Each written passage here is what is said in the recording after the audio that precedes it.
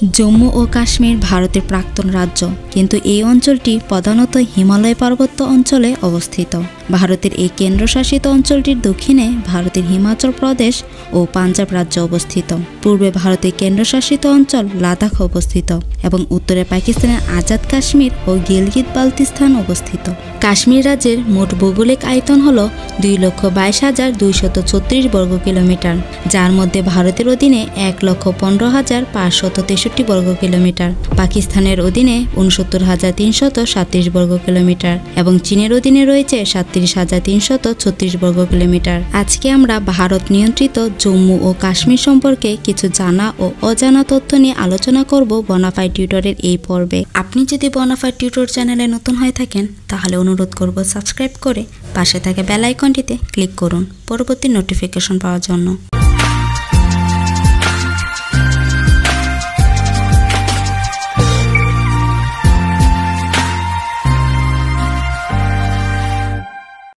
ভারত হলো 28টি রাজ্য এবং 8টি কেন্দ্রশাসিত অঞ্চল নিয়ে গঠিত। এই দেশের প্রথম স্তরের প্রশাসনিক বিভাগের সংখ্যা 36টি।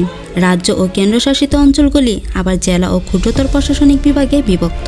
জম্মু ও কাশ্মীর উপত্যকা এই দুই অঞ্চল নিয়ে জম্মু ও কাশ্মীর কেন্দ্রশাসিত অঞ্চলটি গঠিত।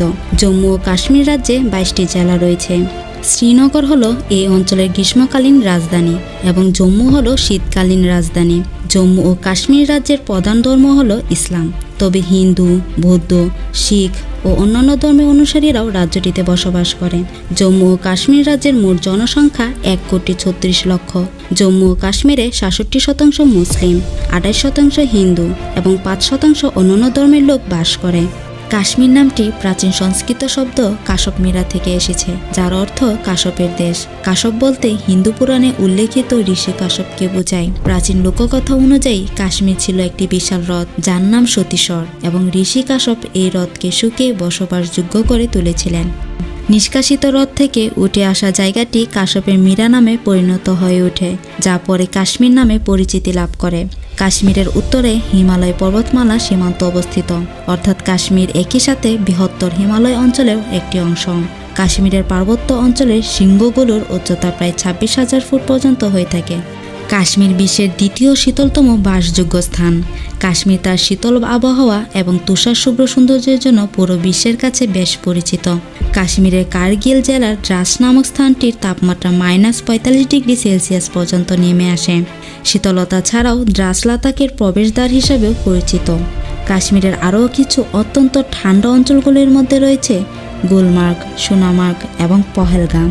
এই অঞ্চলগুলি ঠান্ডা আবহাওয়ার জন্যই বিখ্যাত পর্যটন কেন্দ্র হিসেবে গড়ে উঠেছে। কাশ্মীরের সবগুলি শহরই যেন পর্যটন স্বর্গরাজ্য। প্রায় সবগুলো অঞ্চলেই দেখা যায় উঁচু উঁচু পাহাড় এবং সাদা বরফের খেলা। কাশ্মীর ভ্রমণের সেরা সময় হলো মার্চ থেকে আগস্ট মাস পর্যন্ত। যারা বরফের জগতে ডুবে যেতে চান তারা বেছে নিতে পারেন ডিসেম্বর থেকে ফেব্রুয়ারি মাস।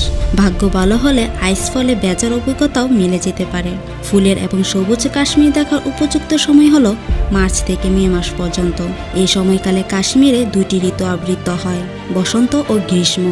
জম্মু ও কাশ্মীরের প্রধান কিছু পর্যটক আকর্ষণ হলো শ্রীনগর, এর বিখ্যাত ডাল lake, Mughal garden, Gulmarg, Pahalgam, tulip garden, হজরত বাল মসজিদ এবং নাগিন লেকের মতো অসম্ভব সুন্দর কিছু স্থান।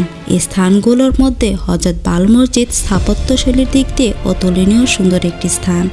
পাশাপাশি এই মসজিদটি ইসলাম ধর্ম অনুসারীদের কাছে গুরুত্বপূর্ণ একটি স্থান, কারণ এই স্থানে সংরক্ষিত আছে হজরত মুহাম্মদ সাল্লাল্লাহু আলাইহি সাল্লামের একটি চুলের অংশ। ঈদ এবং ঈদে মিলাতুল নবী দিনে এই চুলের অংশটি ইসলাম ধর্মী অনুসারীদের মাঝে প্রদর্শন করা হয়। এরপর পর্যটন স্থান হিসেবে কাশ্মীরের ডাল লেকের কথা না বললেই নয়। ডাল লেকের মতো ভাসমান শহরে বিস্ময়কর সৌন্দর্য মন আনন্দে ভরিয়ে তুলতে যথেষ্ট। এই লেকের আয়তন 22 বর্গ কিলোমিটার এবং গড় গভীরতা প্রায় 5 মিটার। এই স্বচ্ছ পানি লেকের চারপাশে রয়েছে পাহাড়, সবুজ গাছপালা এবং লেকের মধ্যে রয়েছে অনেকগুলি ছোট ছোট দ্বীপ। ডাল লেক নৌকা ভ্রমণের জন্য বিখ্যাত। পর্যটকরা কাঠের তৈরি ও ছাউনি দ্বারা আবৃত শিকারা নামক ছোট ছোট নৌকায় চড়ে লেকের চারপাশে ঘুরে বেড়াতে পারে। এছাড়াও এই লেকে রয়েছে এশিয়ার সবথেকে বড় টিউলিপ ফুলের বাগান, প্রায় 30 হেক্টর জায়গা নিয়ে তৈরি। এই টিউলিপ বাগানের সৌন্দর্য নিজ চোখে দেখার অর্থ হতে পারে জীবনে অন্যতম একটি অর্জন। শ্রীনগর থেকে মাত্র 52 কিলোমিটার দূরে সবুজ গাছে বিস্তৃত পর্যটক আকর্ষণ গুলমার্গ, যা সারা বছরই বরফে ঢাকা থাকে। এখানে দেখা যাবে গন্ডোলা, গল্ফ কোর্স, বাবা ঋষির মাজার এবং সেন্ট মেরি চার্চ। কেবল কারে ঘুরে গুলমার্গের এই অপূর্ব সৌন্দর্যগুলো উপভোগ করার সুযোগ রয়েছে। শ্রীনগর থেকে ট্যাক্সি করে যাওয়া যায় আরেক পর্যটন স্থান পহেলগামে। এই স্থানে জুলাই থেকে অক্টোবরের মাঝে গেলে রাস্তার দুধারে দেখা মিলবে বিশাল বিশাল আপেলের বাগান। এই অঞ্চলটিতে আরও দেখা যাবে দিদার নদী, বেতাব বেলির মতো সুন্দর সুন্দর ভিউ পয়েন্ট। এছাড়াও ঘোড়ায় চড়ে বেড়ানোর আনন্দ উপভোগ করার ক্ষমতা রয়েছে পহেলগামে। এই অঞ্চলের মিনি সুইজারল্যান্ড হিসেবে পরিচিত বাইসারান পর্যটকদের কাছে অত্যন্ত আকর্ষণীয় একটি পর্যটন স্থান। এছাড়াও শ্রীনগর থেকে 42 কিলোমিটার দূরে সুন্দর সুন্দর উপত্যকা ও ঝর্ণা দেখা মিলবে সোনামার্গে। এখানে আছে থার্জিয়ান হিমবাহ এবং সিন্ধু নদী, সাথে আছে স্লেজিং ও ঘোড়ায় চড়ার সুযোগ। কাশ্মীর দীর্ঘতম হিমবাহের অঞ্চল হিসেবে বেশ পরিচিত। কাশ্মীরের হিমালয়ের পূর্ব কারাকোরাম পর্বতমালায় অবস্থিত সিয়াচেন অঞ্চলকে দীর্ঘতম হিমালয় হিমবাহ বলা হয়। জম্মু ও কাশ্মীর অঞ্চলে অবস্থিত এই হিমবাহটি প্রায় 76 কিলোমিটার এলাকা জুড়ে বিস্তৃত। পাশাপাশি এই স্থানটি রাজনৈতিক ও কৌশলগত কারণে খুব গুরুত্বপূর্ণ। এই অঞ্চলটি নিয়ে ভারত ও পাকিস্তানের মধ্যে সংঘর্ষের কারণে এখানে সবসময় সামরিক বাহিনীর উপস্থিতি লক্ষ্য করা যায়।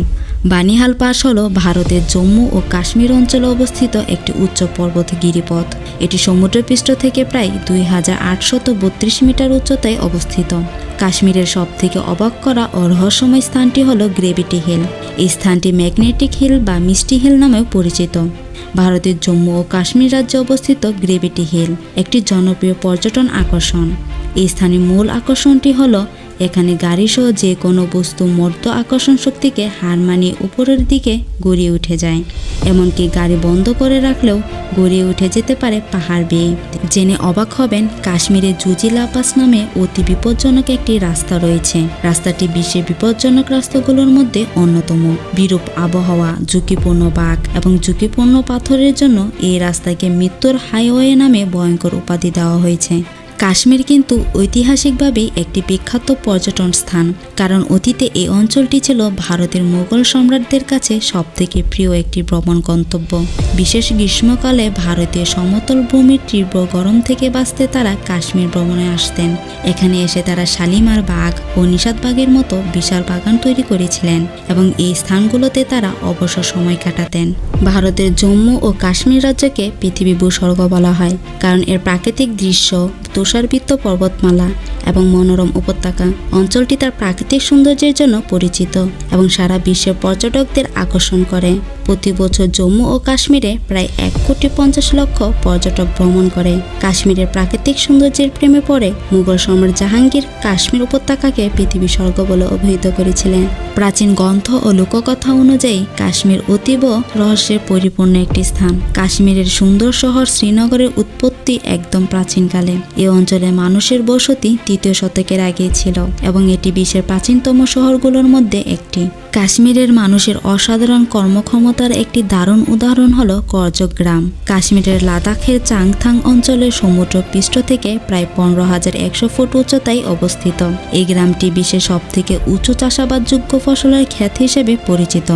করজকের মানুষ প্রধানত কৃষিকাজ এবং পশুপালন করে জীবিকা নির্বাহ করে থাকে। এছাড়াও কাশ্মীর বিশেষভাবে জাফরান চাষের জন্য বিখ্যাত। কাশ্মীরি জাফরান মান, সুগন্ধ এবং স্বাদে অতুলনীয় হওয়ায় এটি ভারতীয় এবং কাশ্মীরি রন্ধনশিল্পে ব্যাপকভাবে ব্যবহৃত হয়। এছাড়াও কাশ্মীরে গোলাপি অমৃত নামে লবণ চা পাওয়া যায়। এই চায়ের বৈশিষ্ট্য হলো এর গোলাপি রং। গোলাপি রঙের সাথে সবুজ চা পাতা, কাশ্মীরি লবণ, দুধ এবং শুষ্ক মশলা মিশিয়ে তৈরি করা হয় এই লবণ চা। কাশ্মীর তার হস্তশিল্পের জন্য সারা ভারতবর্ষে খ্যাতি লাভ করেছে।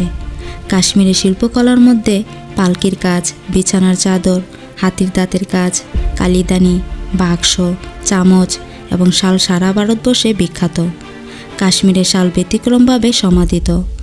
কাশ্মীরিরা ঐতিহ্যগতভাবে সুদর্শন হস্তশিল্প পণ্য তৈরি করে চলেছেন। কয়েকটি উল্লেখযোগ্য উৎপাদন ক্ষেত্র হল টেক্সটাইল, কার্পেট ও কম্বল, চিকনের কাজ, ফুলকড়ি, রূপার ওপর শিল্পকলা, কাঠের কাজ এবং কাগজ মণ্ডশিল্প ইত্যাদি। এ হস্তশিল্পই কাশ্মীরের কারিগরদের জীবনধারণ ও জীবিকার উৎস। কাশ্মীরের জনপ্রিয় খাবার হলো মোমো, মাংস ও সবজি। কাশ্মীরের মোমোর নাম শুনলে ভারতের অন্যান্য রাজ্যের মানুষেরাও জিভে পানি চলে আসে। কাশ্মীরের লেবু সারা বিশ্বব্যাপী বিখ্যাত।